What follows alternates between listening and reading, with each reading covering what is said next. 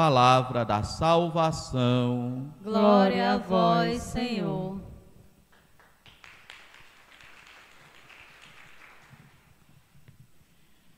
Deus ouviu a voz do menino do lugar em que está. É aquilo que diz o anjo para Agar, a escrava que havia sido expulsa por inveja e por ciúme de Sara, a esposa de Abraão. Sabemos, irmãos e irmãs, da história, como ela aconteceu.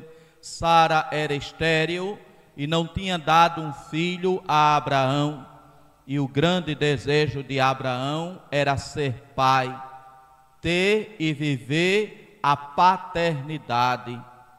Vendo que Sara, sua esposa, era estéril, Sara então foi quem propôs a Abraão que ele ficasse com a escrava Agar, para que ela pudesse gerar-lhe um filho, e esse filho seria então considerado como filho do casal de Abraão e de Sara. Assim aconteceu. Abraão teve relações com Agar, a sua escrava, por orientação de Sara, e então a escrava ficou grávida, deu à luz um filho. A este filho colocou o nome de Ismael, e depois Abraão tem então um filho com a sua esposa Sara, fruto da promessa de Deus que ele havia dito por meio daqueles 3 viajantes que passavam na sua tenda, que Sara no ano seguinte teria dado à luz. Sara inclusive chegou a rir neste momento. Abraão também não levou muito a fé, não levou muito em crédito esta conversa, tendo em vista a idade dele. Pois bem, Sara engravidou de Abraão, teve um filho, a este filho deu o nome de Isaque, e Isaque estava crescendo ao lado de Ismael, o filho de Abraão, com a escrava Agar. E aí aconteceu o quê? O ciúme e a inveja de Sara, a esposa que tinha dado um filho a Abraão, depois que a escrava já lhe tinha também dado um filho. E a escrava então é expulsa também por orientação de Sara. Veja que a gente olha a Sagrada Escritura, vê esse pessoal, olha esse pessoal, admira os personagens da Sagrada Escritura, mas vejam que nem sempre fizeram também aquilo que era o mais correto ou o mais acertado. Sara, com ciúme, com inveja, porque o filho da escrava estava brincando com o seu filho, ela então vai dizer a Abraão: manda embora essa escrava e seu filho, pois o filho de uma escrava não pode ser herdeiro como meu filho Isaque. Aí tá feio, aí quando 2 mulheres brigam, aí o negócio tá feio, né? Então aqui temos a briga de 2 mulheres, né? Mas de Sara, que briga com a escrava Agar e vai lá fazer a cabeça de Abraão. A gente já sabe, já disse em outras ocasiões, da porta de casa para dentro manda a mulher, da porta de casa para fora manda o homem. Quem manda dentro de casa, afinal de contas, é a mulher. Ela sabe manejar, ela sabe fazer a história acontecer e se realizar aquilo que ela pede. Às vezes com maldade, às vezes sem maldade. Faz isso e assim acontece.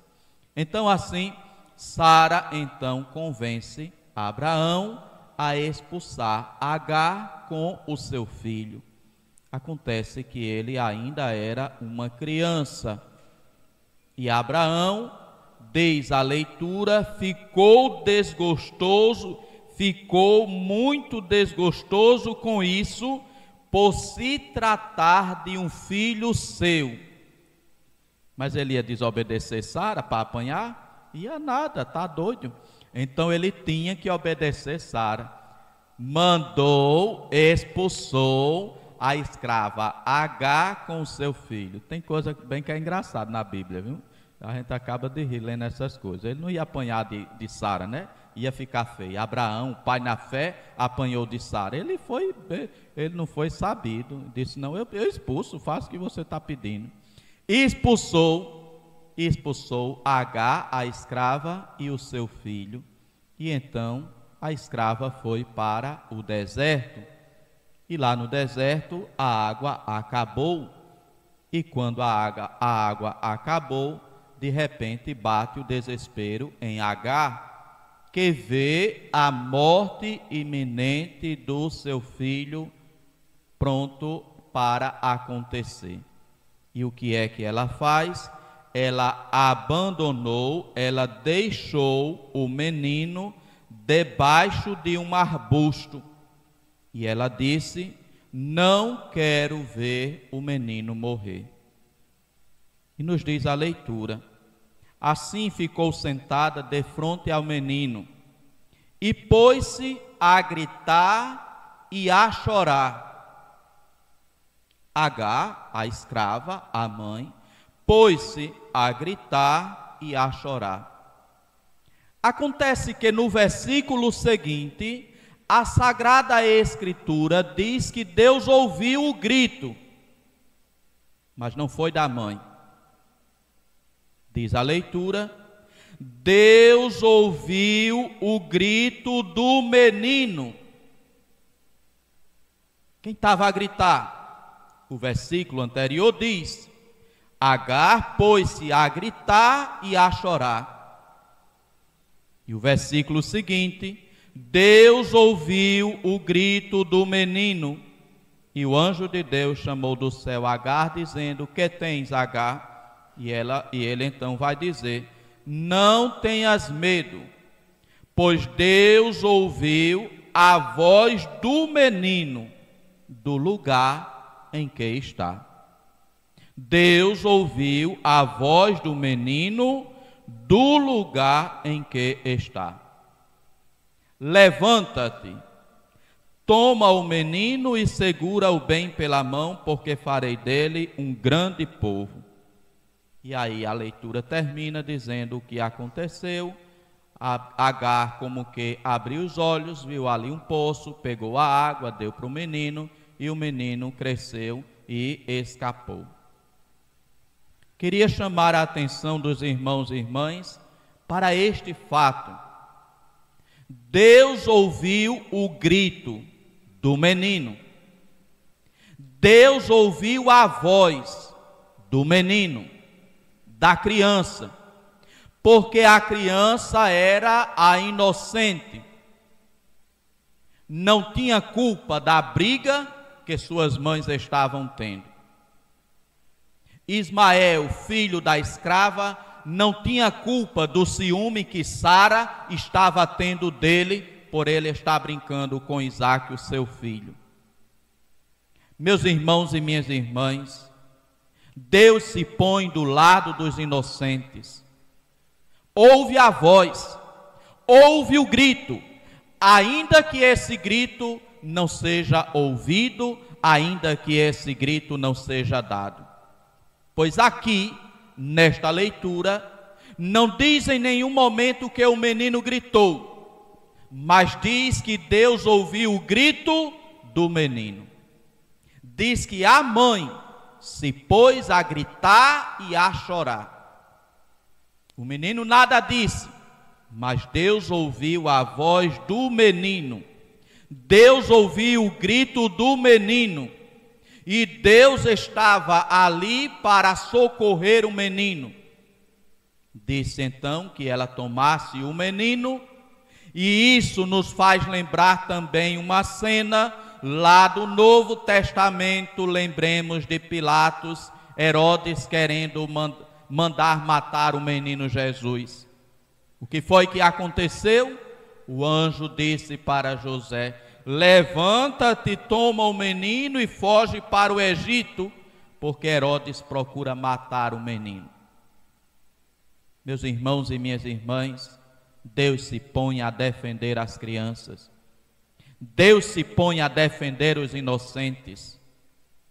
E por isso, e a partir disso, se entende o porquê a igreja é terminantemente contra todo e qualquer tipo de aborto. Porque se trata de uma vida de uma pessoa inocente, que nem pode falar, que nem sabe falar, que nem sabe gritar, mas que sua voz e que seu grito é escutado por Deus, é ouvido por Deus. Deus ouviu o grito do menino, Deus ouviu a voz do menino.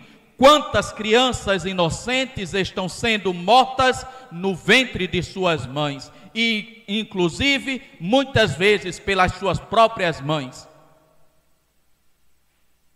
Meus irmãos e minhas irmãs, quando a igreja se põe contra uma atitude, ela tem fundamento na palavra de Deus. Ela não faz isso para agradar, ela não faz isso para desagradar, ela faz isso para ser fiel ao Deus da palavra, ao Deus da Sagrada Escritura, ao Deus da vida, que sempre cuida, ama e protege a vida. Deus aqui providencia a água para que H possa saciar a sede da criança e ela seja capaz de sobreviver àquela situação em que foi colocada, sendo expulsa a criança junto com a sua mãe por causa do ciúme e da inveja daquela mesma que tinha pedido e que tinha ordenado que ela, a escrava, se deitasse e tivesse relações com o seu marido. Deus escuta o grito do inocente, ainda que este grito não seja ouvido, ainda que este grito não seja dito como foi aqui também nesta primeira leitura. Quantas crianças ainda hoje gritam de fome, gritam vítimas da violência. Quantas bombas estão sendo lançadas em Israel, na Ucrânia, na Síria e em tantos outros lugares. Quantos gritos o Senhor não está ouvindo? E não nos esqueçamos, o Senhor é o Deus de justiça. É o Deus de misericórdia, mas é também o Deus de justiça, que sabe também dar a devida punição àqueles que se tornam assassinos de tantos inocentes e de tantas crianças. Crianças que não têm nenhuma culpa da ambição dos homens e das mulheres. Crianças que não têm nenhuma culpa da vaidade dos homens e das mulheres. Crianças que não têm nenhuma culpa da ambição e do orgulho dos homens e das mulheres. Crianças que não têm nenhuma culpa da irresponsabilidade do seu pai ou de sua mãe, que saíram tendo relações e assim geraram estas crianças. Deus cuida sempre da vida. Deus protege sempre a vida. Deus ampara sempre a vida. Por isso, irmãos e irmãs, adoramos aquele que é o Senhor da vida, que ama a vida, que protege a vida e que cuida da vida. E que pede que cada um de nós também, seus filhos e filhas, amemos a vida, cuidemos da vida e protejamos a vida. Que o Senhor, irmãos e irmãs, nos dê sempre a graça de vermos como Deus, colocando a vida em primeiro lugar, defendendo a vida sempre, independente de quem seja e o que quer que tenha feito. Tenhamos também o cuidado com aqueles e aquelas que dizem: bandido bom é bandido morto, porque este ou esta que diz isto não é um adorador do Deus da vida. Porque Deus, Ele diz através do seu profeta, Ele não quer a morte do pecador. Ele quer que ele se converta e que ele se salve. Porque a gente não reza por aqueles que estão na bandidagem. Porque a gente não reza por aqueles que estão praticando crimes. Isso não quer dizer que aqueles que praticam crimes sejam inocentes. Devem ser punidos de acordo com o rigor da lei. Mas jamais a vida deve ser perdida, porque a vida é dom de Deus.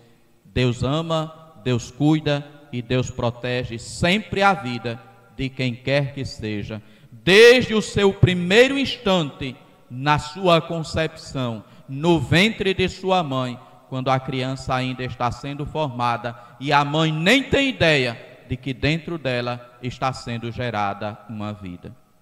Que nós sejamos, irmãos e irmãs, cuidadores, protetores e defensores da vida. Louvado seja nosso Senhor Jesus Cristo. Meditemos, irmãos e irmãs, neste Deus da vida, que do alto céu escuta o grito, mesmo daqueles que não são capazes de gritar, como esta criança, filho de Abraão, com a escrava Agar, e que recebeu o nome de Ismael. Deus vai dizer, a palavra diz, Deus ouviu o grito do menino, e vai dizer o anjo, Deus ouviu a voz do menino do lugar em que está.